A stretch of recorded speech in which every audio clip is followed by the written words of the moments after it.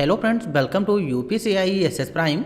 यह triple C exam का lecture number 23 है और आज की इस वीडियो में हम ट्रिपल सी के chapter number 8 digital financial tools and application, इस चैप्टर से रिलेटेड हम यहां पर 30 प्लस एमसीक्यू डिस्कस करने वाले हैं। क्योंकि यह चैप्टर नंबर 8 का पार्ट 1 वीडियो है, इसमें हम 30 प्लस एमसीक्यू डिस्कस करेंगे। इसी तरीके से चैप्टर नंबर 8 के पार्ट 2 में हम 30 प्लस एमसीक्यू डिस्कस कर लेंगे। यानी कि यहाँ पर चैप्टर नंबर 8 से रिलेटेड टोटल हम 100 एमसीक्यू डिस्कस करेंगे और ट्रिपल सी एग्जाम की इस सीरीज में हम यहाँ पर 1000 एमसीक्यू कंप्लीट कर लेंगे। क्योंकि यहाँ पर जो भी एमसीक्यू हम प्रोवाइड कर रहे हैं चैप्टर वाइज एमसीक्यू हैं और हर चैप्टर से रिलेटेड यहाँ पर हम 100 एमसीक्यू कंप्लीट कर रहे हैं। और यहाँ पर जो भी एमसीक्यू की सीरीज है, अगर आप लोग इनके पीडीएफ नोट्स डाउनलोड करना चाहते हो तो उसके लिए upciessprime.com पर जाकर यहाँ पर ट्रिपल सी एग्जाम से रिलेटेड जो भी पीडीएफ नोट्स हैं और जो भी चैप्टर वाइज एमसीक्यू हैं, इन सभी के नोट्स आपको upciessprime.com वेबसाइट पर मिल जाएंगे। तो चलिए यहाँ पर हम वीडियो को शुरू करते हैं। और वीडियो शुरू करने से पहले यहाँ पर अगर आप लोग ट्रिपल सी एग्जाम की तैयारी कर रहे हो तो ट्रिपल सी एग्जाम की तैयारी करने के लिए आपको सबसे पहले ट्रिपल सी का डिटेल सिलेबस कंप्लीट करना है। फिर उसके बाद ट्रिपल सी के चैप्टर वाइज एमसीक्यू कंप्लीट करने हैं और फिर उसके बाद आपको ट्रिपल सी की प्रैक्टिस करनी है। इस तरीके से अगर आप लोग ट्रिपल सी की तैयारी करोगे तो अच्छे ग्रेड से आपका एग्जाम क्लियर हो जाएगा। तो चलिए यहाँ पर हम चैप्टर नंबर 8 से रिलेटेड जो हमारे पीडीएफ नोट्स हैं उनको ओपन करते हैं और वीडियो को हम शुरू करते हैं। यहाँ पर हमने चैप्टर नंबर 8 से रिलेटेड पीडीएफ ओपन कर ली है और इस पीडीएफ में टोटल 100 एमसीक्यू प्रोवाइड किए गए हैं। Chapter number 8 digital financial tools and application है। क्योंकि बहुत से स्टूडेंट सोचते हैं और बहुत से स्टूडेंट ने कमेंट भी की है, उनके माइंड में ये क्वेश्चन रहता है कि जो ट्रिपल सी का एग्जाम होता है इसमें जीके से रिलेटेड एमसीक्यू आते हैं। तो ऐसा कुछ नहीं है, ट्रिपल सी के एग्जाम में जीके से रिलेटेड एमसीक्यू नहीं है। अगर आप लोगों ने ट्रिपल सी का डिटेल सिलेबस कंप्लीट किया होगा तो उसमें आपको एक भी जीके से रिलेटेड क्वेश्चन नहीं मिलेंगे। क्योंकि जो चैप्टर नंबर 8 है यह digital financial tools and application है। यहाँ पर जो फाइनेंशियल वर्ड दिया गया है इसका मतलब होता है वित्तीय लेन देन। यानी कि आजकल के टाइम में जो भी हम डिजिटल रूप से वित्तीय लेन देन करते हैं उससे रिलेटेड एमसीक्यू मिलेंगे। यानी कि यहाँ पर हमको बैंकिंग से रिलेटेड भी एमसीक्यू मिलेंगे और जो भी एप्लीकेशन है जिनसे हम पेमेंट करते हैं, गूगल पे हो गया, यूपीआई हो गया, एनपीसीआई हो गया, आरटीजीएस हो गया, सारी चीज़ें जो होती हैं जो बैंकिंग से रिलेटेड हैं, जो बैंकिंग के सेक्टर में यूज की जाती हैं, उनसे रिलेटेड हमको क्वेश्चन चैप्टर नंबर 8 में मिलेंगे। अगर आप लोगों ने ट्रिपल सी का डिटेल सिलेबस नहीं कंप्लीट किया होगा, बैंकिंग से रिलेटेड एक दो क्वेश्चन आते होंगे तो आप लोगों के माइंड में आता होगा कि हाँ जो इसके एग्जाम है इसमें जीके से रिलेटेड क्वेश्चन आते हैं। तो ऐसा कुछ नहीं है। चैप्टर नंबर 8 जो है digital financial tools and application है। इसमें जो वित्तीय लेन देन करते हैं, जो उसकी सेवाएं होती हैं, जो उससे रिलेटेड हमारे एप्लीकेशन होते हैं, उन्हीं सब चीज़ों से इसमें हमको एमसीक्यू मिलेंगे। तो चलिए हम अपने वीडियो को शुरू करते हैं और आज की इस वीडियो का हमारा पहला क्वेश्चन है जिसमें पूछा गया है कि यूपीआई पिन कितने अंक का होता है। यानी कि जो यूपीआई है, यूपीआई भी एक ऐसी सेवा है जिसके माध्यम से हम ऑनलाइन पेमेंट करते हैं। अगर हम यूपीआई का यूज करके ऑनलाइन पेमेंट कर रहे हैं तो वहाँ पर हमको एक पिन की आवश्यकता होती है। तो वहाँ पर जो पिन है वो कितने अंक का होता है। कभी कभार यूपीआई का फुल फॉर्म भी पूछा जाता है। तो यूपीआई जो है इसका फुल फॉर्म होता है यूनिफाइड पेमेंट इंटरफेस। ये यूपीआई का फुल फॉर्म है। अब इसमें पिन कितने होते हैं तो ऑप्शन नंबर ए 8 होते हैं, ये ऑप्शन नंबर बी 4 हैं, ये ऑप्शन नंबर सी 6 हैं, ये ऑप्शन नंबर डी 4 और 6 होते हैं। तो यहाँ पर जो यूपीआई है इसका correct answer option number D हो जाएगा। क्योंकि यूपीआई में 4 पिन भी होते हैं और 6 पिन भी होते हैं। जब हमें पेमेंट करना होता है यूपीआई के माध्यम से तो वहाँ पर किसी किसी में 4 अंकों का पिन डालना होता है और किसी किसी में हमको 6 अंकों का पिन डालना होता है। तो यहाँ पर इसका correct answer option number D हो जाएगा। फिर इसके बाद नेक्स्ट क्वेश्चन है क्वेश्चन नंबर 2 जिसमें पूछा गया है रुपे डेबिट कार्ड क्या है। यानी कि जो रुपे डेबिट कार्ड है ये क्या होता है। तो यहाँ पर इसका करेक्ट आंसर क्या हो जाएगा। तो सबसे पहले यहाँ पर हम डेबिट कार्ड के बारे में समझते हैं कि डेबिट कार्ड होता क्या है। तो डेबिट कार्ड जो है एक प्रकार का प्लास्टिक कार्ड होता है। जब हम बैंक में अकाउंट ओपन करते हैं, अगर हम डेबिट कार्ड बनवाते हैं तो हमारे बैंक अकाउंट में जितना पेमेंट होगा उसको हम आसानी से कहीं पर भी निकाल सकते हैं, जिसको हम एटीएम बोलते हैं। एटीएम में हमारा डेबिट कार्ड ही यूज किया जाता है। हम डेबिट कार्ड की सहायता से एटीएम से पेमेंट कर सकते हैं। तो यहाँ पर आप लोग डेबिट कार्ड के बारे में समझ गए होंगे कि हमारे अकाउंट में जितना पेमेंट होता है उतना ही हम वहाँ से ट्रांसफ़र कर सकते हैं, यानी कि निकाल सकते हैं। तो ये क्या है, तो रुपे डेबिट कार्ड क्या होता है। एक प्रकार का डोमेस्टिक डेबिट कार्ड है। या issue bye NPCI of India, यहाँ पर आई थोड़ा मिस्टेक से छूट गया है, कोई दिक्कत नहीं, यानी भारत के एनपीसीआई द्वारा एक जारी कार्ड होता है, या फिर सभी एटीएम और पोस्ट मशीन द्वारा स्वीकृत। तो इसका करेक्ट आंसर क्या हो जाएगा? तो इसका करेक्ट आंसर हो जाएगा ऑल ऑफ द अबव, यानी कि जो डेबिट कार्ड है एक प्रकार का डोमेस्टिक डेबिट कार्ड होता है और यह भारत की एनपीसीआई यानी कि national payment corporation of India एक संस्था है, उसके माध्यम से डेबिट कार्ड हमारा जारी किया जाता है। ये भी हमारा सही हो जाएगा। और यह कार्ड जो है सभी प्रकार के एटीएम और पोस मशीन जो होती हैं उसके लिए स्वीकृत है, क्योंकि जब हम डेबिट कार्ड से पेमेंट करते हैं तो हम एटीएम का यूज करके पेमेंट निकाल सकते हैं, और कहीं पर भी अगर किसी शॉप पर हम कोई सामान लेते हैं तो वहाँ पर पोस मशीन होती है, पोस मशीन से भी अपना हम पेमेंट कटवा सकते हैं। तो इसलिए इसका correct answer option number D हो जाएगा, ऑल ऑफ द अबव। तो इसका correct answer option number D हो जाएगा। फिर इसके बाद नेक्स्ट क्वेश्चन है क्वेश्चन नंबर 3, जिसमें पूछा गया है पिन का पूरा नाम क्या होता है, यानी कि जो पिन है, पिन को हम पासवर्ड भी कह सकते हैं सिंपल शब्दों में। तो यहाँ पर पिन का पूर्ण रूप क्या है?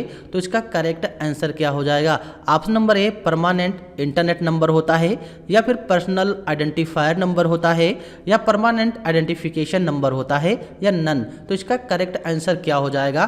Question number 3। तो क्वेश्चन नंबर जो 3 है इसका करेक्ट आंसर हो जाएगा ऑप्शन नंबर बी, यानी कि पर्सनल आइडेंटिफिकेशन नंबर होता है। फिर इसके बाद नेक्स्ट क्वेश्चन है क्वेश्चन नंबर 4, जिसमें पूछा गया है कि निम्नलिखित में से कौन सा क्रेडिट कार्ड का प्रकार है, यानी कि जो 4 विकल्प दिए गए हैं इनमें से क्रेडिट कार्ड का प्रकार क्या है? तो मास्टर कार्ड है, ये भी एक प्रकार का क्रेडिट कार्ड होता है, और वीजा कार्ड जो है ये भी एक प्रकार का क्रेडिट कार्ड होता है, यानी कि दोनों हमारे क्या है? क्रेडिट कार्ड के प्रकार होते हैं। तो इसलिए correct answer option number C हो जाएगा, ए एंड बी, क्योंकि मास्टर कार्ड जो है ये भी क्रेडिट कार्ड है, एक प्रकार की संस्था होती है जो क्रेडिट कार्ड जारी करती है, और वीजा कार्ड भी एक प्रकार की संस्था है जो अपने क्रेडिट कार्ड जारी करती है।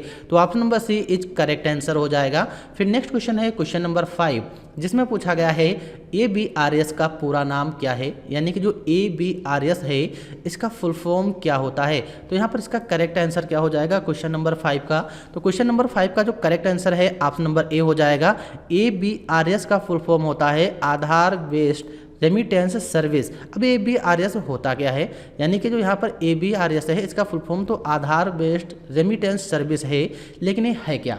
NPCI की एक सेवा है, यानी कि ABRS जो है भारत सरकार के जारी की गई एक NPCI सेवा होती है, क्योंकि इसके जरिए हम अपना आधार नंबर इस्तेमाल करके कहीं पर भी पैसे का ट्रांसफ़र कर सकते हैं। तो यही हमारी ABRS होती है, यानी कि ABRS एक ऐसी संस्था है जिसके माध्यम से आधार नंबर का यूज करके कहीं पर भी पेमेंट कर सकते हैं, और ABRS को NPCI के माध्यम से ही विकसित किया गया है। NPCI जो है एक ऐसी संस्था होती है जो वित्तीय लेन देन से रिलेटेड अपने डॉक्यूमेंट्स वगैरह सारी चीज़ें जारी करती है। तो ABRS भी NPCI के द्वारा विकसित किया गया है।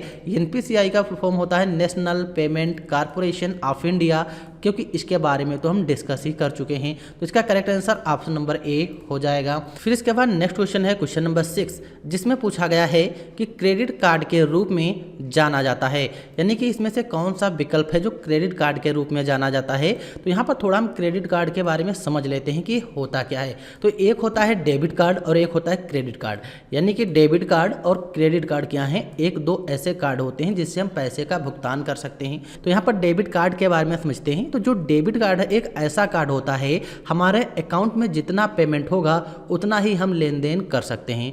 लेकिन क्रेडिट कार्ड जो है बैंक की तरफ से एक प्रकार का लोन दिया जाता है जो हमारे क्रेडिट स्कोर पर डिपेंड करता है, यानी कि जिस तरीके से बैंक से हम लेन देन करते होंगे और जितना अच्छा हमारा क्रेडिट स्कोर होगा उसी हिसाब से बैंक तुमको क्रेडिट कार्ड देगी और उसमें लिमिट दे देगी कि तुम 50,000 तक अमाउंट अपना कहीं पर भी यूज कर सकते हो, और एक डेट निर्धारित होती है, उस डेट तक तुमको बैंक में फिर से अमाउंट जमा करना होता है।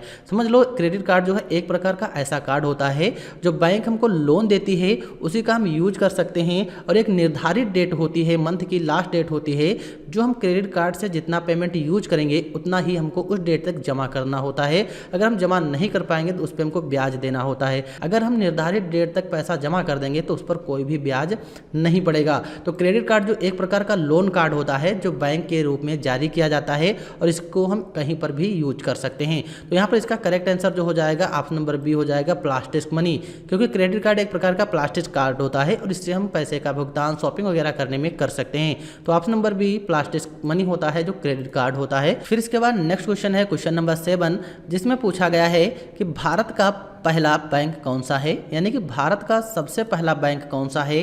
तो इसका करेक्ट आंसर क्या हो जाएगा? Option number A Reserve Bank of India, option number B bank of Hindustan, या option number C State Bank of India, या option number D Andhra bank. तो इसका करेक्ट आंसर क्या हो जाएगा? तो जो भारत का सबसे पहला बैंक है वो हमारा हो जाएगा bank of Hindustan. Option number B इस क्वेश्चन का करेक्ट आंसर होगा। बैंक ऑफ हिंदुस्तान भारत का सबसे पहला बैंक है और इसकी स्थापना 1770 में कोलकाता में हुई थी। 1770 में बैंक ऑफ हिंदुस्तान की स्थापना कोलकाता में हुई थी। तो यहाँ पर आप लोग समझ गए होंगे कि पहला बैंक कौन सा है, बैंक ऑफ हिंदुस्तान, और इसकी स्थापना 1770 में कोलकाता में हुई थी जो हमारी पुरानी राजधानी थी। तो यहाँ पर correct answer option number B हो जाएगा। फिर इसके बाद नेक्स्ट क्वेश्चन है क्वेश्चन नंबर 8, जिसमें पूछा गया है कि DFS का पूर्ण रूप क्या है, यानी कि जो DFS है इसका फुल फॉर्म क्या होता है। तो इसका जो करेक्ट आंसर होगा ऑप्शन नंबर डी हो जाएगा। DFS का full form digital financial service होता है। तो option number D is correct answer. फिर इसके बाद नेक्स्ट क्वेश्चन है क्वेश्चन नंबर 9, जिसमें पूछा गया है कि बैंक ऋण उपलब्ध करता है, यानी कि जो बैंक है किन चीज़ों पर ऋण उपलब्ध करता है या किस पर लोन देता है। तो ऑप्शन नंबर ए होम पर, या ऑप्शन नंबर बी एजुकेशन पर, या ऑप्शन नंबर सी स्किल पर। तो बैंक किस पर लोन देता है? तो इसका correct answer option number D हो जाएगा। जो बैंक होता है या होम पर भी लोन दे देगा, एजुकेशन पर भी लोन देता है, तुम्हारी कोई गाड़ी होगी उस पर भी लोन दे देता है।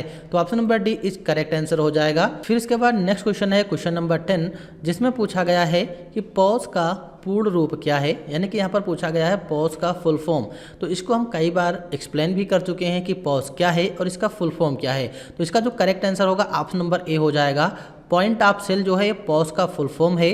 पॉज एक प्रकार की मशीन होती है जहां पर हम अपना डेबिट कार्ड यूज करके वहां पर पेमेंट कर सकते हैं। तो option number A point of sale इसका करेक्ट आंसर है। फिर नेक्स्ट क्वेश्चन है क्वेश्चन नंबर 11, जिसमें पूछा गया है कि प्रधानमंत्री सुरक्षा बीमा योजना का शुभारंभ हुआ, यानी कि प्रधानमंत्री सुरक्षा बीमा योजना का शुभारंभ कब हुआ था। तो इसका करेक्ट आंसर क्या हो जाएगा? ऑप्शन नंबर ए 9 मई 2015 को, 9 अप्रैल 2015 को, या 20 मई 2015, या 1 मई 2015। तो इसका करेक्ट आंसर क्या हो जाएगा क्वेश्चन नंबर 11 का? तो इसका करेक्ट आंसर ऑप्शन नंबर ए है। प्रधानमंत्री सुरक्षा बीमा योजना का शुभारंभ 9 मई 2015 को हुआ।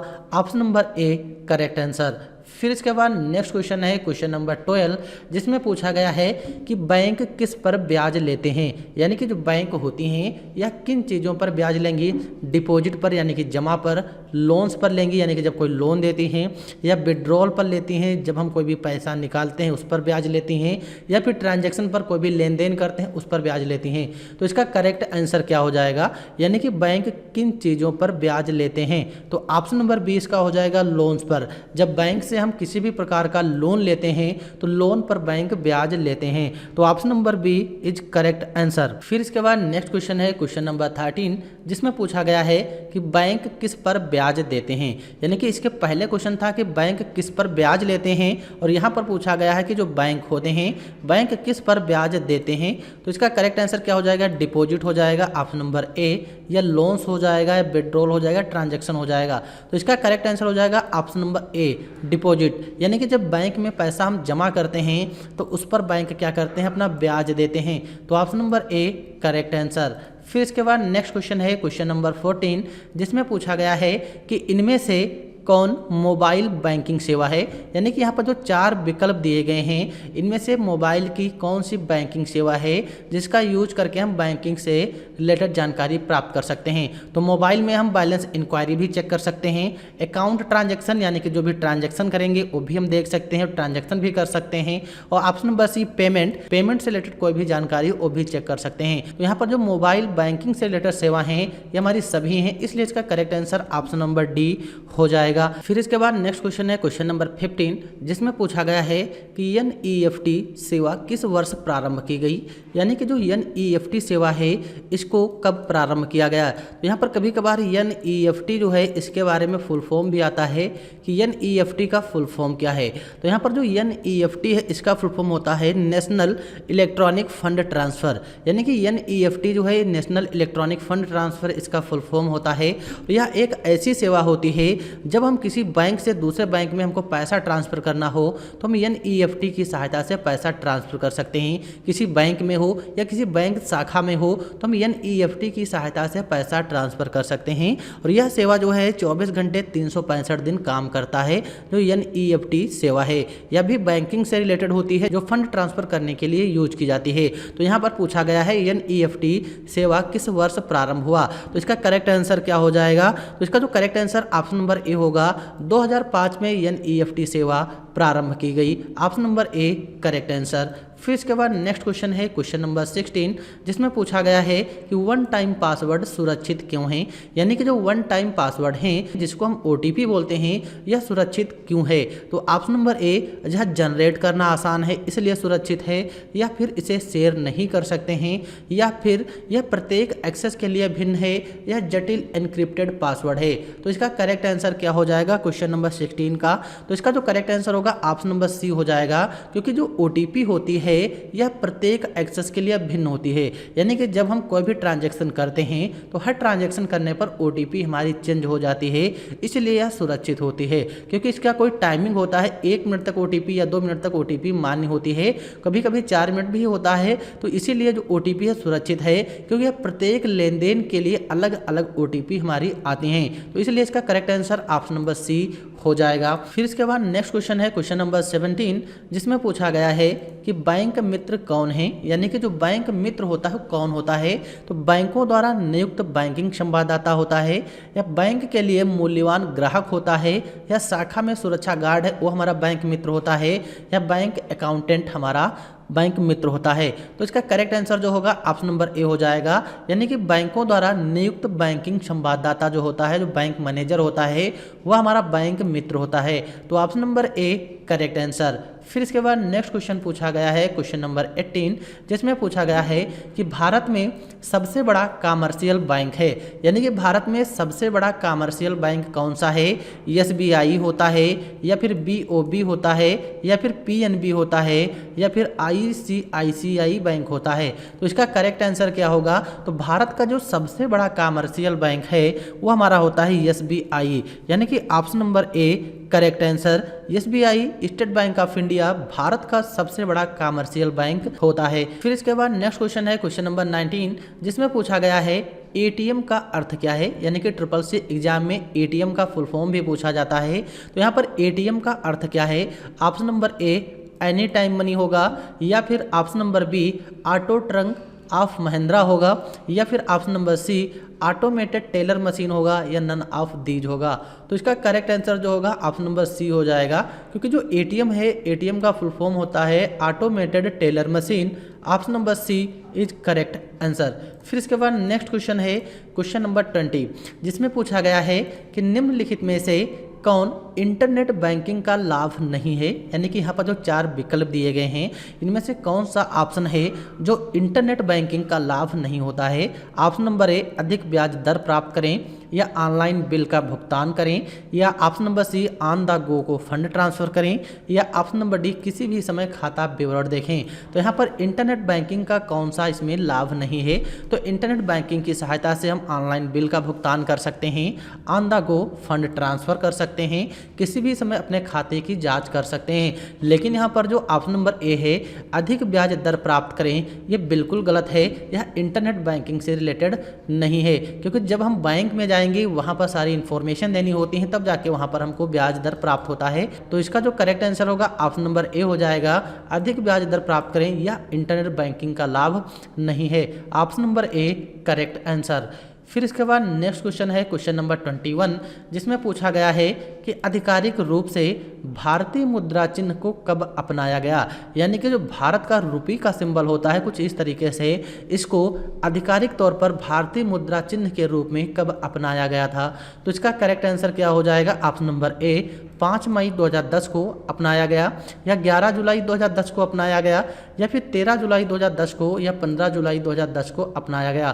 तो इसका करेक्ट आंसर क्या हो जाएगा, क्वेश्चन नंबर 21 का जो करेक्ट आंसर होगा इसका ऑप्शन नंबर डी हो जाएगा। 15 जुलाई 2010 को रुपए का सिंबल जो होता है भारतीय मुद्रा चिन्ह के रूप में आधिकारिक तौर पर अपनाया गया 15 जुलाई 2010 को। तो option number D correct answer. फिर इसके बाद नेक्स्ट क्वेश्चन है क्वेश्चन नंबर 22, जिसमें पूछा गया है कि बैंकिंग उद्योग द्वारा बड़ी मात्रा में चेक के तेजी से प्रसंस्करण यानी कि चेक की तेजी से जांच करने के लिए निम्नलिखित में से किसका उपयोग किया जाता है। यानी कि क्वेश्चन सिंपल सा है, जिसमें पूछा गया है कि जो बैंक होती हैं, बैंकों में चेक की जांच करने के लिए हम इनमें से किस डिवाइस का यूज करते हैं। तो ऑप्शन नंबर ए बार कोड रीडर हो जाएगा, या ऑप्शन नंबर बी OCR हो जाएगा, या ऑप्शन नंबर सी MICR हो जाएगा, या ऑप्शन नंबर डी OMR हो जाएगा। तो इसका जो करेक्ट आंसर होगा, चेक जांचने की जो मशीन होती है MICR यानी कि magnetic ink character reader, option number C is correct answer. MICR की सहायता से हम चेक को तेजी से चेक कर सकते हैं। तो option number C correct answer हो जाएगा। फिर इसके बाद नेक्स्ट क्वेश्चन है क्वेश्चन नंबर 23, जिसमें पूछा गया है ATM या डेबिट कार्ड पर कितने अंक होते हैं। तो क्वेश्चन में सीधा पूछा गया है ATM कार्ड हो या फिर हमारा डेबिट कार्ड होता है, दोनों एक ही चीज़ें हैं, या क्रेडिट कार्ड हो, इसमें जो अंक होते हैं कितने अंक हैं, मुद्रित संख्या में कितने अंक होते हैं। तो इसका करेक्ट आंसर क्या हो जाएगा, ऑप्शन नंबर ए 12 हो जाएगा, या ऑप्शन नंबर बी 16 हो जाएगा, या ऑप्शन नंबर सी 15 हो जाएगा, या ऑप्शन नंबर डी 14 हो जाएगा। तो इसका करेक्ट आंसर क्या होगा, चाहे ATM कार्ड हो या फिर डेबिट कार्ड हो या फिर हमारा क्रेडिट कार्ड हो, तो उसमें जो अंक होते हैं 16 अंक होते हैं। ध्यान रहे ऑप्शन नंबर बी हो जाएगा, उसमें 16 अंक होते हैं। अगर आधार नंबर की बात आती है कि आधार नंबर में कितने अंक होते हैं, तो इसका करेक्ट आंसर ऑप्शन नंबर ए हो जाएगा, यानी कि 12 जो है ये हमारे आधार नंबर में अंक होते हैं। तो यहाँ पर ATM और डेबिट कार्ड में पूछा गया, इसलिए इसका correct answer option number B हो जाएगा। फिर नेक्स्ट क्वेश्चन है क्वेश्चन नंबर 24, जिसमें पूछा गया है कि बैंक संवाददाता कौन है। यह क्वेश्चन अभी रिपीटेड है क्योंकि इसको हमने बिल्कुल अभी जस्ट पीछे देखा है, यहाँ पर डुप्लीकेट क्वेश्चन हो गया है। तो इसका करेक्ट आंसर क्या हो जाएगा, 24 में जो बैंक संवाददाता होते हैं कौन से हैं, जो बैंकिंग सेवाएं प्रदान करते हैं वो हमारे बैंक संवाददाता होते हैं, या आवास व्यवसाय का एक एजेंट होता है, या एक प्रकार का धन उधार देने वाला हो, या इनमें से कोई नहीं। तो इसका जो करेक्ट आंसर होगा 24 का करेक्ट आंसर हो जाएगा ऑप्शन नंबर ए, यानी कि जो बैंकिंग सेवाएं प्रदान करता है वही हमारा बैंक संवाददाता होता है। तो option number A correct answer. फिर इसके बाद नेक्स्ट क्वेश्चन है क्वेश्चन नंबर 25, जिसमें पूछा गया है आधार सीडिंग क्या है। यानी कि जो आधार होता है, आधार सीडिंग क्या है। तो इस क्वेश्चन का करेक्ट आंसर क्या हो जाएगा, linked Aadhaar card to bank account, यानी कि अपने आधार कार्ड को बैंक अकाउंट से लिंक करना, यह आधार सीडिंग होता है। या link Aadhaar card to post office, या हम अपने आधार कार्ड को पोस्ट ऑफिस से लिंक करें, या Aadhaar card link to gas connection, या हम अपने आधार कार्ड को गैस कनेक्शन में लिंक करें, या नन ऑफ अबव। तो इसका करेक्ट आंसर क्या हो जाएगा, तो जो आधार सीडिंग होता है, जब हम अपने आधार कार्ड को बैंक से लिंक करते हैं वही हमारा आधार सीडिंग कहलाता है।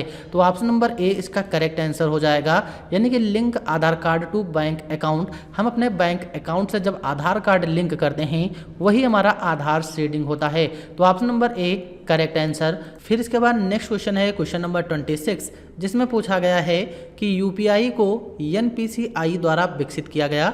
यानी कि जो हमारा UPI होता है इसको NPCI द्वारा विकसित किया गया। तो UPI जो है इसका फुल फॉर्म होता है यूनिफाइड पेमेंट इंटरफेस, और जो NPCI होता है इसका फुल फॉर्म होता है national payment corporation of India. क्या ये सही है, तो जो UPI है इसको NPCI के द्वारा ही विकसित किया गया है। तो ऑप्शन नंबर ए ट्रू हो जाएगा, बिल्कुल करेक्ट है ऑप्शन नंबर ए। फिर नेक्स्ट क्वेश्चन है क्वेश्चन नंबर 27, जिसमें पूछा गया है क्यूआर कोड क्या है। यानी कि जो क्यूआर कोड होता है इसके बारे में तो आप लोगों को पता ही होगा। क्यूआर कोड से हम पेमेंट कर सकते हैं, किसी भी प्रोडक्ट की जानकारी प्राप्त कर सकते हैं। तो क्यूआर कोड क्या होता है? क्यूआर कोड एक प्रकार का बाइनरी कोड है या फिर ए टाइप ऑफ बारकोड, यानी कि एक प्रकार का बारकोड होता है या प्रोग्रामिंग कोड होता है या फिर नन ऑफ दीज होगा। तो 27 का करेक्ट आंसर क्या हो जाएगा? जो क्यूआर कोड होता है एक प्रकार का बारकोड होता है। Option number B is correct answer. फिर इसके बाद नेक्स्ट क्वेश्चन है क्वेश्चन नंबर 28, जिसमें पूछा गया है यूपीआई का मतलब क्या है। यानी कि जो यूपीआई है, यूपीआई का फुल फॉर्म क्या होता है? तो इसके बारे में तो आप लोगों को पता होगा क्योंकि हम इसको हर क्वेश्चन में रिपीट कर देते हैं जब इस तरीके का क्वेश्चन आता है। तो यहाँ पर जो यूपीआई है, यूपीआई का फुल फॉर्म होगा option number C, unified payment interface. ये हमारा यूपीआई का फुल फॉर्म होता है। तो 28 का ऑप्शन नंबर सी हो जाएगा। फिर इसके बाद नेक्स्ट क्वेश्चन है क्वेश्चन नंबर 29, जिसमें पूछा गया है एटीएम पिन कितने डिजिट का होता है। यानी कि जो हमारा एटीएम कार्ड होता है, जब एटीएम कार्ड को अपने एटीएम मशीन में पेमेंट निकालने के लिए यूज करते हैं तो वहाँ पर हमको पिन डालना होता है। तो जो हम पिन डालते हैं वो कितने अंक का होता है, यानी कितने डिजिट का होता है? ऑप्शन नंबर ए 3 डिजिट का होगा, या ऑप्शन नंबर बी 2 डिजिट का होगा, या ऑप्शन नंबर सी 5 डिजिट का होगा, या 4 डिजिट का होगा। तो यहाँ पर जो एटीएम में पिन होते हैं, एटीएम कार्ड का जो पिन नंबर होता है वो कितने अंक का होता है? तो इसका correct answer option number D हो जाएगा। यानी कि 4 अंक का जो एटीएम कार्ड होता है उसका पिन होता है। तो option number D correct answer. फिर इसके बाद नेक्स्ट क्वेश्चन क्वेश्चन नंबर 30 है, जिसमें पूछा गया है यम बैंकिंग क्या है। यानी कि जो यम बैंकिंग है क्या है, इसका फुल फॉर्म पूछा गया है। तो जो यम बैंकिंग है एक प्रकार का मैनेजिंग बैंकिंग होता है या मैनेज बैंकिंग होता है या मोबाइल बैंकिंग या फिर नेट बैंकिंग है। तो इसका करेक्ट आंसर क्या हो जाएगा क्वेश्चन नंबर 30 का? इसका correct answer option number C होगा। यम बैंकिंग जो एक प्रकार का मोबाइल बैंकिंग होता है, यानी कि बैंकिंग से रिलेटेड जो सुविधाएं होती हैं मोबाइल बैंकिंग में भी यूज कर सकते हैं। तो option number C correct answer. फिर इसके बाद नेक्स्ट क्वेश्चन क्वेश्चन नंबर 31 है, जिसमें पूछा गया है कि निम्नलिखित में से कौन सी company Paytm e wallet app से जुड़ी है। यानी कि यहाँ पर जो 4 विकल्प दिए गए हैं इसमें से ऐसी कौन सी कंपनी है जो पेटीएम ई वॉलेट ऐप से जुड़ी है। तो इस क्वेश्चन का जो करेक्ट आंसर होगा ऑप्शन नंबर डी हो जाएगा। 197 कम्युनिकेशंस कंपनी जो है यह पेटीएम ई वॉलेट से जुड़ी है। तो option number D is correct answer. फिर इसके बाद नेक्स्ट क्वेश्चन क्वेश्चन नंबर 32 है, जिसमें पूछा गया है डीएफटी का पूर्ण रूप क्या है। यानी कि जो यहाँ पर डीएफटी दिया गया है इसका फुल फॉर्म क्या होता है। तो इसका correct answer option number B हो जाएगा, डिजिटल फाइनेंशियल टूल्स। यह डीएफटी का फुल फॉर्म होता है। तो option number B is correct answer, digital financial tools. फिर इसके बाद नेक्स्ट क्वेश्चन है क्वेश्चन नंबर 33, जिसमें पूछा गया है फेसबुक एक ई कॉमर्स साइट है। यानी कि जो फेसबुक एप्लीकेशन है यह ई कॉमर्स साइट है। तो इस क्वेश्चन का जो करेक्ट आंसर होगा ऑप्शन नंबर बी हो जाएगा, फॉल्स। क्योंकि जो फेसबुक है यह हमारा सोशल नेटवर्किंग साइट होता है, बल्कि ई कॉमर्स साइट नहीं है। तो ऑप्शन नंबर बी फॉल्स हो जाएगा। लेकिन यहाँ पर जो ई कॉमर्स कंपनी है, ई कॉमर्स कंपनियाँ वह कंपनियाँ होती हैं जो अपना इलेक्ट्रॉनिक रूप से व्यापार करती हैं। जैसे कि अमेजॉन कंपनी हो गई, ये हमारी ई कॉमर्स के अंतर्गत आती है। फ्लिपकार्ट हो गई, मीशो हो गई, ये सारी की सारी क्या है ई कॉमर्स के अंतर्गत आती हैं। लेकिन फेसबुक हो गया, इंस्टाग्राम हो गया, यूट्यूब हो गया, ये हमारी सोशल नेटवर्किंग साइट्स के अंतर्गत आती हैं। तो यहाँ पर फेसबुक ई कॉमर्स नहीं है, ऑप्शन नंबर बी फॉल्स हो जाएगा।